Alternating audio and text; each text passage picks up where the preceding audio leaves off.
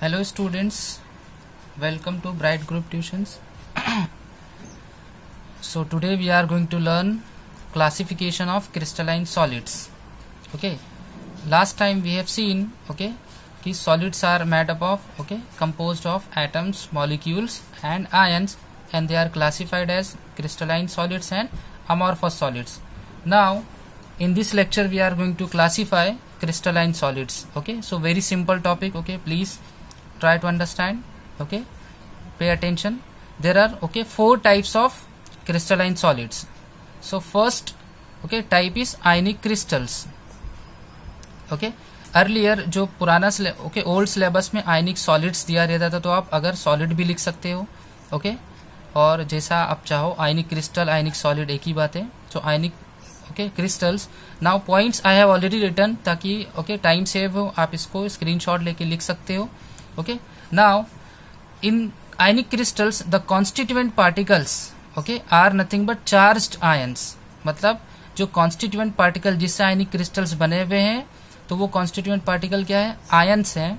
Okay, that is positive cation और anion है. Okay, and these ionic crystals that ions are held together by electrostatic force of attraction. और ये जो electrostatic force of attraction है, ये बहुत strong होता है. ओके, और ये due to strong force of attraction they are hard. They are very hard. They are brittle also and they have high melting point. उनका melting point बहुत high होता है. And so and they are non-conductor of electricity. They means they cannot conduct electricity when they are present in solid state. तो ये जब solid होते हैं ionic crystals, तो इलेक्ट्रिसिटी कंडक्ट नहीं करते हैं. But when they are present in molten state, मतलब when now you can see NaCl. So there is in solid state there is no mobile और फ्री इलेक्ट्रॉन्स. बट अगर आप उसको melt करोगे यहाँ से by heating, then they will become ions plus and minus, and the electron is then electrons will be free. So that is the reason they are conducting electricity when they are present in molten state. Examples we know: sodium chloride, potassium chloride and many examples are given in your textbook. So this is ionic crystal. Now next is covalent network crystals. So again the first point is that constituent particles are in this case atoms. And these covalent network solids, they are held together. The constituent particle, that is atoms, are held together by covalent bonds. And these bonds are very strong. So they are very hard. Examples are diamond, quartz. Quartz is nothing but SiO2, silica. And they also have strong bonding, so of course high melting point and boiling point. And they are poor conductor of heat and electricity, because electrons are tightly packed. They are not mobile or free. So as free electrons are not available, so they are poor conductor of heat and electricity. So this is covalent network solids. Next is molecular solids. So molecules like chlorine, methane, hydrogen. So these molecules on solidification become solid, so they are called molecular solids. Of course in this case constituent particles will be molecules. यहाँ पर जो smallest particle जिनसे मिलकर molecular crystals बने हुए हैं, वो क्या है? molecules हैं. And the bonding is covalent bonds are present, means sharing of electron will be there. So the bond is covalent bond. Now further molecular crystals, they are classified as weak dipole based on intermolecular interaction. तो first type में week dipole interaction होता है. Second type में week London forces और dispersion forces involve रहते हैं, जो हम 11th स्टैंडर्ड में already states of matter chapter जो है वो पढ़ चुके हैं. वहां पर कि डायपोल इंटरेक्शन क्या होता है, लंडन फोर्सेस और डिस्पर्शन फोर्सेस क्या होते हैं. Like examples are given here: HCl, H2O, यहाँ पर मीथेन है, hydrogen example. They are also called polar molecular solids. poles are there because plus minus. Okay, I will explain it to you. Okay, कि polar molecular solid और weak dipole dipole interaction okay कैसे होते हैं. So let us see okay weak dipole dipole interaction. So let us see okay weak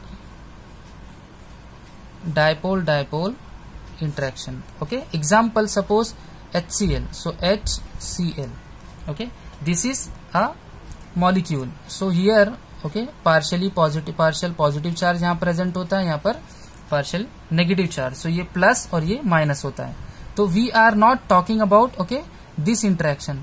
okay, क्योंकि एक HCl molecule दूसरे HCl molecule से, ये दोनों HCl मॉलिक्यूल एक दूसरे से जब जुड़ेंगे, ये इंटरेक्शन की बात कर रहे हैं. ये जो है ओके सो ये प्लस है, ये माइनस, ये एक एंड है, ये दूसरा. तो ये एक पोल हुआ. पोल मतलब एक एंड है किनारा, ये दूसरा. तो ये पोल है, ये दूसरा पोल है. तो दो को हम क्या बोलते हैं डाई. तो ये जो दोनों मिलकर क्या बनाएंगे डाइपोल. यहाँ पर भी क्या है दो हैं, तो ये डाइपोल अगर है तो ये भी क्या है डाइपोल. सो डाइपोल डाइपोल और ये क्या है इंटरेक्शन. सो ये डाइपोल डाइपोल इंटरेक्शन है. तो ये एक HCl मॉलिक्यूल, क्योंकि HCl इज अ गैस, तो एक HCl मॉलिक्यूल दूसरे HCl मॉलिक्यूल के साथ जब ये इंटरेक्शन करता है तो ये तब जाकर ये सॉलिड बनेगा. ओके, ऑन सॉलिडिफिकेशन करना पड़ेगा तब ये जाकर सॉलिड बनेगा. तो इसी को हम बोलते हैं जो हम okay weak dipole dipole interaction. Okay, I hope आपको समझ में आया होगा. ओके, सो ये डाइपोल डाइपोल इंटरेक्शन हो गया. एग्जांपल्स ओके पोलार भी उसको बोलते हैं molecular solid. Next is weak London forces और dispersion forces. Okay, so non polar means okay hydrogen. Okay, तो यहाँ पर पोल्स नहीं होते हैं बिकॉज इसका स्ट्रक्चर कैसा होगा हाइड्रोजन बॉन्ड हाइड्रोजन. तो ये यहाँ पर पोल्स नहीं है, इसलिए ये नॉन पोलार मॉलिक्यूलर सॉलिड है. Okay, now next is hydrogen bonded molecular solid. Example H2O, ammonia and HF. So please try to understand okay this point. Okay, so I will explain. So please try to understand hydrogen bonding क्या होती है. Hydrogen bonding की definition है bond between hydrogen. Okay, bond between hydrogen and okay most electro okay negative element. Okay, तो हमारे पास तीन example है HF, H2O and NH3.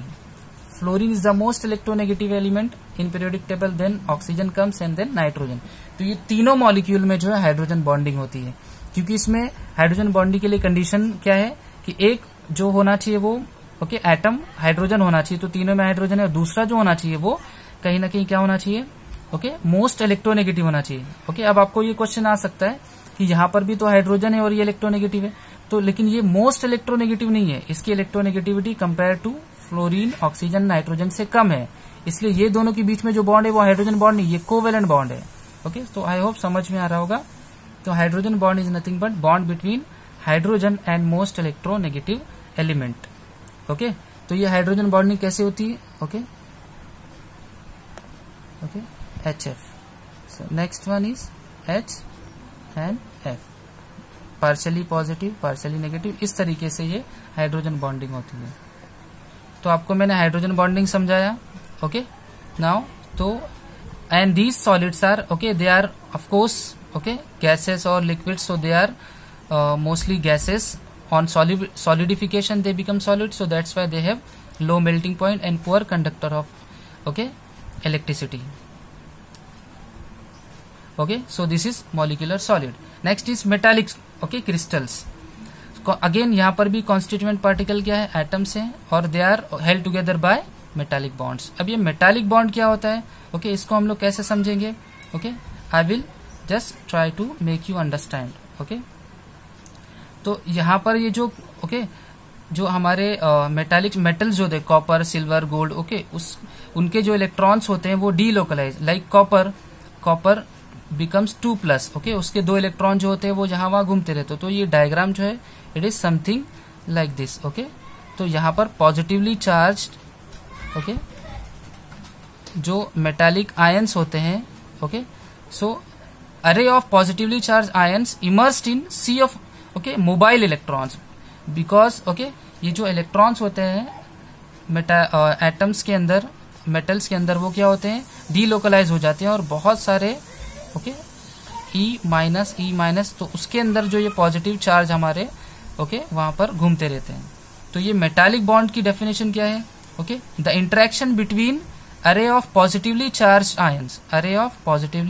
ions and sea of electron, ये जो इलेक्ट्रॉन और इनके बीच में जो है इसी को हम क्या बोलते हैं, मेटालिक बॉन्ड। एग्जांपल्स हैं सोडियम, पोटेशियम, आयरन, गोल्ड, बहुत सारे एग्जांपल्स दिए में आप पढ़ सकते हो। Okay, of course we know metallic properties के बारे में। मेटालिक क्रिस्टल्स या मेटालिक सॉलिड्स क्या होते हैं, they are malleable, okay, they are ductile, they are good conductor of heat and electricity. Okay, malleable मतलब वो शीट में कन्वर्ट कर सकते हैं, डक्टाइल मतलब जो ओके उनका वायर बना सकते हैं। Okay, so this is all about okay classification of crystalline solids. So solids are classified into 4 types. Okay, ionic crystal, covalent crystal, molecular crystal and metallic crystal. Okay, next time we will study further.